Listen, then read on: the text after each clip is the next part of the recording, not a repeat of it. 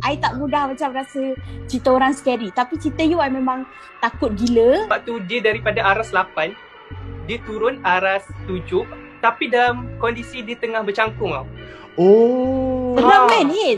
I berborak dengan seekor lembaga hitam. Akan ada 2 orang, 3 orang budak lari dekat dalam rumah tu. Sekejap, budak apa ni?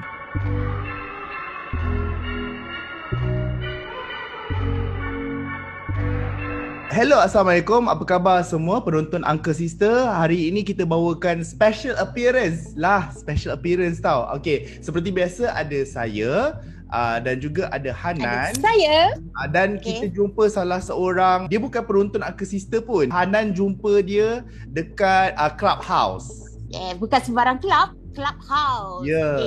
So it's very interesting because I jumpa dia like sangat random.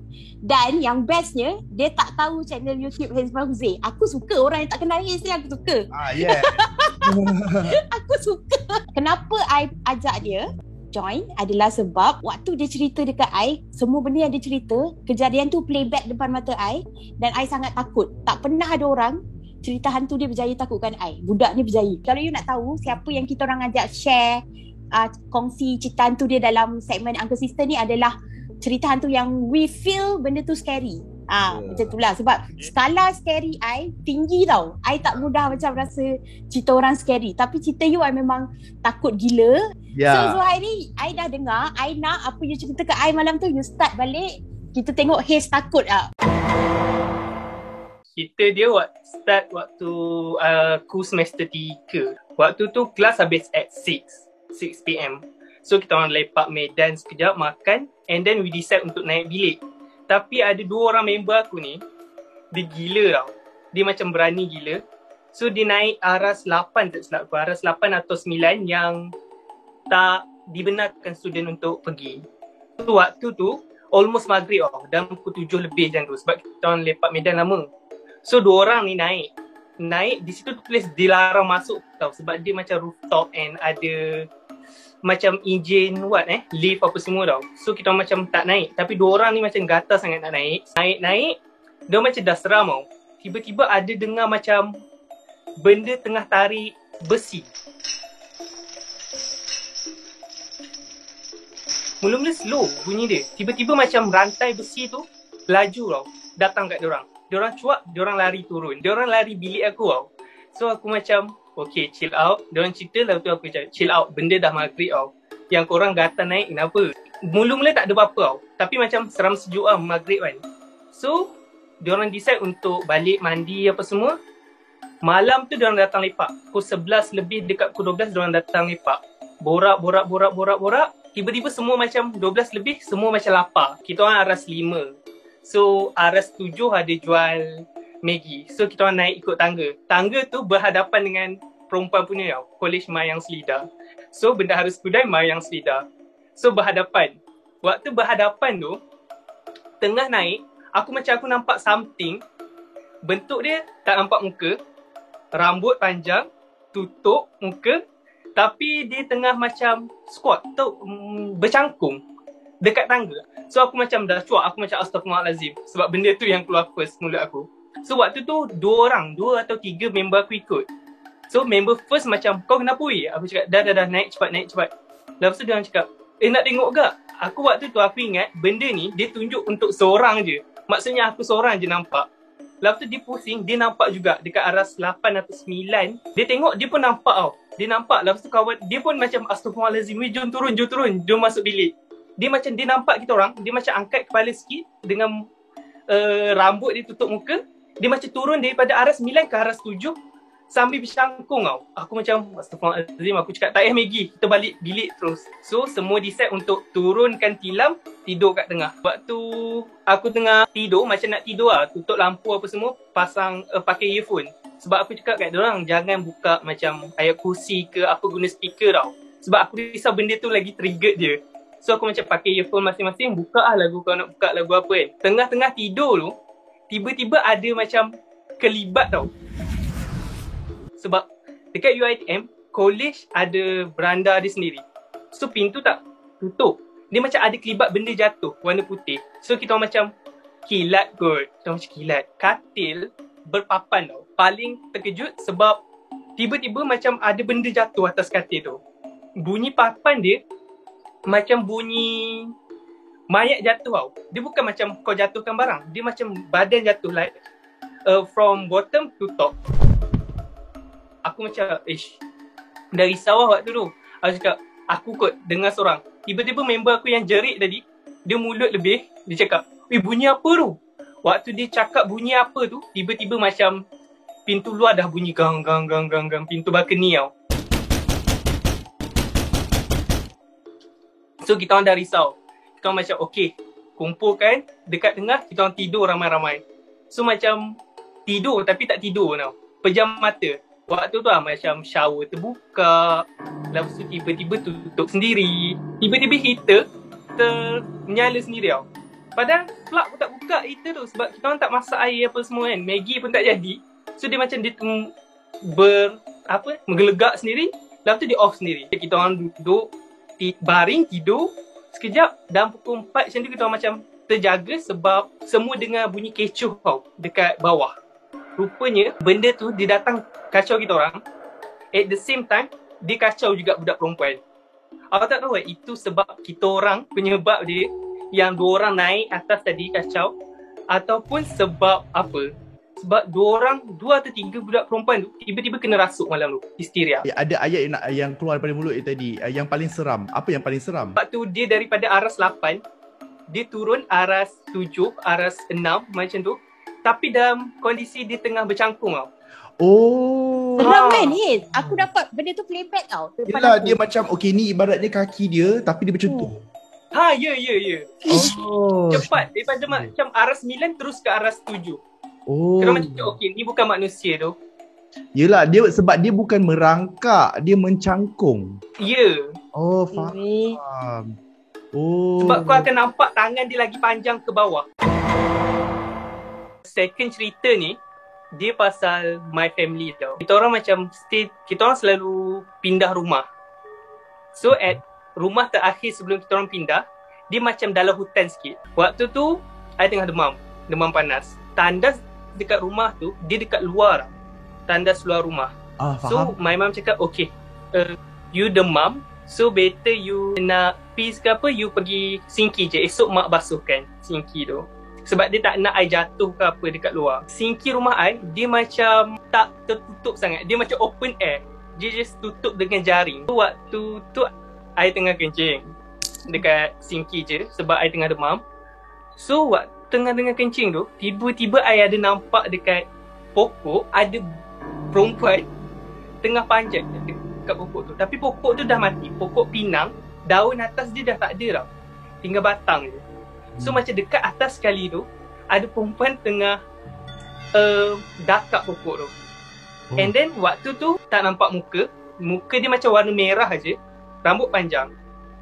Baju putih macam tu lah. I rasa sebab tu bila orang buat cerita hantu kena pakai baju putih. Sebab I nampak pun warna putih. I tengok lama gak lah. Lepas tu tiba-tiba dia macam turun ke bawah. Macam nak datang ke I. I macam astaghfirullahalazim. I terus macam pingsan tau. Waktu I pingsan tu subuh. Sebelum subuh lah my dad datang dapur. And then nampak I tengah pingsan, bawa ke bilik. Bilik I macam ni lah. Dia ada tingkap tepi ni. Okay. So langsir tak ada. Waktu subuh I bangun okay je. I rasa macam demam. Still demam. Tapi I tak ingat apa jadi. I just ingat yang benda tu datang. Siang dia sumpah okay. Sumpah tak ada apa. I just macam makan apa semua, ubat apa semua, I okay. Tapi bila datang malam pukul 1 lebih macam tu, I dah tidur tau. Tiba-tiba I bercakap dengan someone dekat tingkap. I buka tingkap, I tengah cakap someone. Lepas tu I gelak-gelak. My dad macam dia cakap dengan siapa? Tak ada orang dalam bilik dia. Buka pintu, I tengah berborak dengan something kat luar. My dad macam decide untuk pergi tengok apa yang dekat luar pintu tu. Bila dia pergi tengok, ada benda tu tengah sembang dengan I. Lepas tu I dengar yang my dad jerit cakap, pergi macam tu. Lepas dia pergi, I nangis. So esoknya jadi lagi benda tu. Like I berborak dengan benda tu, lepas tu bila benda tu pergi, I akan nangis seorang-seorang. Masa you berborak tu, apa you berborak dengan apa? Boleh tak macam bagi tahu rupa dia macam ni? I berborak dengan dengan seekor lembaga hitam yang bentuk dia bayang. You tak nampak dia colour apa-apa semua. Just bentuk bayang, tapi bayang orang, bayang budak perempuan. Okay, bentuk dia macam perempuan tengah pakai telekung dalam gelap. Oh, video ni dah ada title. Title dia adalah Wanita Bertelekung Hitam di Sebelah Tingkap.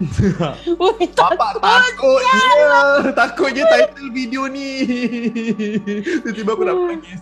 Apa lagi yang you terpaksa hadap? Berapa lama you kena hadap benda tu?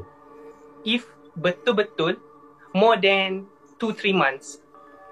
Hadap dia bukan macam I dah histeria ke macam tu, tak.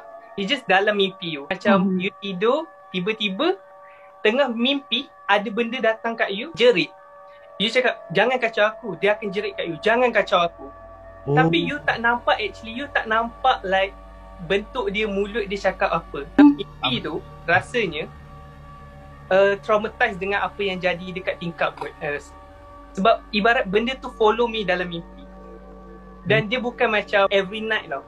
Dia macam you tidur 2 minggu tak, tapi minggu ketiga tu you akan mimpi 2 kali benda tu datang. Lepas tu bercakap dekat ni, ya Allah kenapalah tak letak langsir kat tingkap kau. Stres. Rumah tu rumah yang sekarang you duduk ke? Kemari? Tak. Rumah tu my last rumah sebelum I pindah ke own rumah macam ni. Okay, itu rumah keluarga yang lama lah. Okay, faham.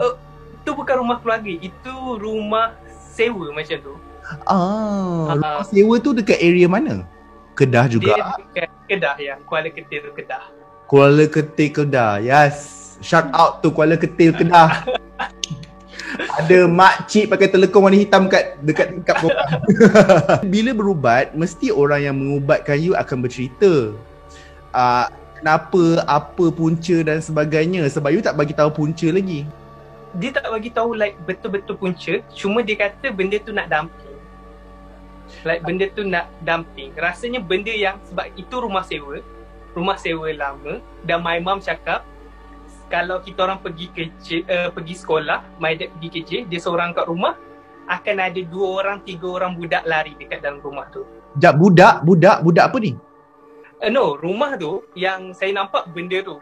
Tapi my mom cakap dia pun ada nampak kelibat 2-3 orang budak bermain dalam rumah tu. Ayah, at least kau punya luar tingkap ni dah masuk dah budak-budak. Yeah. So bila ustaz tu cakap macam ada benda nak damping je lah. Sebab rumah tu dah lama ditinggalkan. So maybe aku yang paling lemah semangat dalam rumah tu. So dia nak damping aku lah tu. Dalam rumah tu kita orang tak stay lama. Kita orang terus pindah keluar ke rumah sendiri. Macam like 2 months, 3 months pindah. Sebab tak boleh tahan. Kau datang rumah dia tak ada kawan. So dia nak berkawan dengan someone lah. Dan waktu tu aku demam pula kan. Lemah.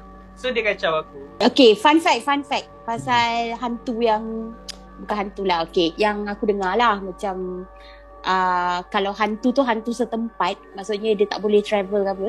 Biasanya tu saka tanah tau. Saka tanah, dia hanya berkuasa kat area yang tempat dia je. Maksudnya kalau dia nak kacau ke apa semua, dia hanya kawasan setempat dia je, dia tak boleh. Contoh kalau kita pindah KL ke apa semua, dia tak boleh ikut. Maksudnya saka yang ditugaskan menjaga tanah biasanya akan tinggal dekat tempat mana dia tinggal tu lah. Sebab ini orang yang, okay, speaking of, teringat pula cerita ni. Ini orang yang ahli keluarga dia bela saka tu yang bagi tahu. So kawan I, dia waktu tu I pergi rumah dia. And then rumah dia kawasan Ampang, yang kawasan perumahan yang macam, walaupun dia dalam bandar tapi community tu macam kampung. Dekat belakang rumah dia ada banyak pokok pisang semua macam tu lah. Kira ada kawasan boleh menanam-nanam lah. Waktu aku tengah lepak kat rumah dia tu, jiran dia kena rasuk. Okay. Lepas tu mak dia nak pergilah rumah sebelah. So aku pun ikutlah sekali dah. Macam okay, siapa? Mak dia macam, siapa nak tengok orang kena rasuk?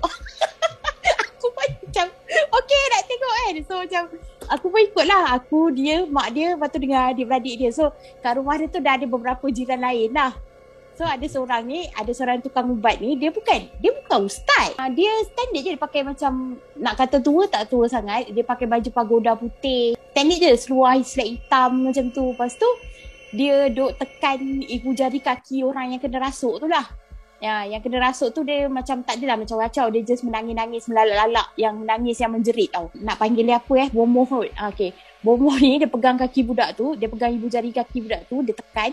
Lepas tu dia cakap, keluar kau kan. Lepas tu semua orang macam bagi perhatian lah, macam okay, nak tengok lah apa jadian. Lepas tu dia tekan lagi kuat, keluar kau. Lepas tu kan, lepas tu masa dia keluar kau tu, dia terkentut tau. So waktu tu aku sorak, mata aku gelak. Tergelak sebab kau keluar sekali dia yang terkeluar. Benda lain terkeluar. Lepas tu, tapi yang awkward je kat situ sebab aku seorang gelak tau. Kau bayangkan visual dia, semua orang pandang aku. Lepas tu, yang tukang ubat ni dia marah lah. Dia macam, aku rasa dia kecil hati kot sebab macam aku gelak Aku gelak, suara aku tak macam kuat lah Macam, okay, no offense, bukan nak gelak. Tapi situation tu kelakar, faham tak? Nak jadi cerita, budak tu berhenti mengacau. Maksudnya berhenti, dia just macam okay, dah berhenti nangis, dia baring, dia macam kesat-kesat air mata dia sikit, dia orang bagi dia minum air, lepas tu dia macam tidur lah, dia macam rehat kan. Lepas tu dah habis, kira dah settle down lah kat situ. Lepas tu yang bomoh ni datang kat aku kan, dia kata dia macam, aku tak sangka pula dia marah yang macam dia sangat sentap lah. Sedangkan macam for me that was an honest mistake, macam yang tak disengajakan. So dia datang kat aku kan, dia kata, awak tanggung dosa makhluk yang masuk dalam badan dia tadi. Kenapa? Wow, tiba-tiba jadi Tuhan menghukum. Okay. Cerita dia macam tu lah. So aku macam, no, kenapa aku kena tanggung dosa makhluk tadi lah Kalau dia ustaz yang legit ke apa, dia tak perlu marah sangat sampai macam tu. Ni dia macam, dia buat macam aku mengaibkan dia depan semua orang tau. Macam tu Sedangkan macam aku tahu semua orang tu nak gelak, tapi macam yelah, orang kena rasuk kat depan, semua orang kontrol lah Aku macam dah terlepas, tak macam mana. Masa nak keluar dari halaman rumah tu, dia cakap dengan tuan rumah, which is bapak kepada budak yang kena rasuk tu, dia macam cakap santai, lepas tu dia tunjuk aku tau. Dia macam dengan marah, dia macam tunjuk aku, dia macam marah lah benda semua kan. Tapi bapak budak yang kena rasuk tu tak ada cakap apa-apa dengan aku, dia macam biasa je. Dia macam alah, tak ada apalah, biasa macam tu. Okay, so belakang rumah diorang ada pokok pisang tau. What happened was, rumah teres sebelah-sebelah, bila kau buka tingkap, bila kau buka pintu belakang, kau akan nampak jiran sebelah punya ni juga, semua kan, sebab rumah teres kan. Dapur belakang. So rumah kawan aku, toilet dia, tempat makan dia, dining area dia semua kat belakang tau. So bila dah maghrib semua, kita orang macam minum kat bahagian belakang lah. So kita orang duduk kat belakang semua. So aku nampak di bomoh, dia cakap dengan pokok pisang belakang rumah tu tau. Tak tahu dia cakap apa. Dia cakap ni semua. Lepas tu aku panggil lah kawan aku, macam kenapa dia cakap dengan pokok pisang ni kan. Lepas tu kawan aku lah sejenis bengong kat. Dia kata, oh dia nak ambil buah pisang kat situ kot, tapi pisang belum berbuah. Okay. So aku macam, kita orang macam make a joke about that situation lah. Lepas tu tiba-tiba kita orang tengah macam menganjing macam tu kan, tiba dia pandang macam, dia macam marah kan. Start tu aku dah rasa berdebar, tapi sebab aku tak nampak apa-apa lagi, aku macam okey lah. Tapi aku adalah rasa macam, aku tanya kawan aku, patut tak kita minta maaf dengan pakcik ni kan, sebab dia macam marah semacam je. Lepas tu kawan aku kata tak payah kan. Macam kau bukannya buat salah apa pun, kau tergelak lah pun dia nak marah saya, kenapa kan. Dia macam tu lah logik kita orang tu kan. Masa aku nak balik dari rumah kawan aku tu, masa aku nak keluar, okey lah, aku dah macam bye-bye semua orang. Lepas tu kereta aku time tu jauh sikit, sebab dia rumah teres kan, macam banyak-banyak kereta parking kat depan kan. So kereta aku agak ke belakang lah. So aku ni, masa aku nak pergi jalan ke rumah, ke kereta aku tu, dia macam agak sunyi lah. Kena masuk tepi lorong tu, tiba-tiba ada macam tangan pegang aku punya bahu tau, macam pok dari belakang macam tu kan. Masa aku macam pusing lah. Lepas tu aku pusing kan, aku nampak macam lembaga hitam juga.